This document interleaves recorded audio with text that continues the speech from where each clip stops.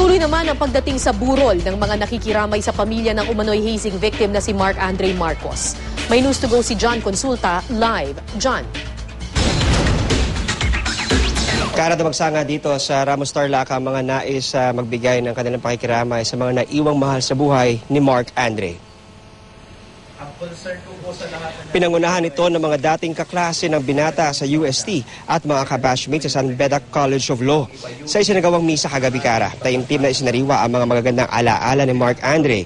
Mabait, malalahanin at maaasahang kaklase at kaibigan daw siya. Magdamag na nagbantay sa tabi ng labi ni Mark Andre ang mga kaklase at nangakong babalik sila sa mga darating na araw para ipakita ang kanilang pakikisimpatya sa pamilya Marcos. The whole night, hindi ako nakatulog na puro si Andre yung naiisip ko na yun, patay na siya. Parang hindi totoo. Full support kaming lahat para sa kanila. Dumating din ang ilang opisyal ng Volunteers Against Crime and Corruption o VACC para ipahayag ang kanilang suporta sa pamilya Marcos. Pinagtibay naman kaara kahapon ang isang resolusyon ng Sangguniang Pananalawigan ng Tarlac na kumukondena sa naganap na hazing na kumitil sa buhay ng isa nilang kababayan.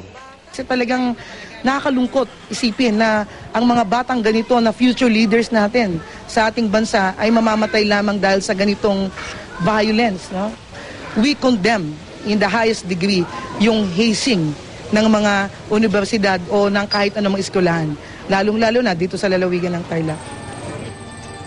At yan muna ang latest mula pa rin dito sa Ramos Tarlac. John Consulta, GMA News.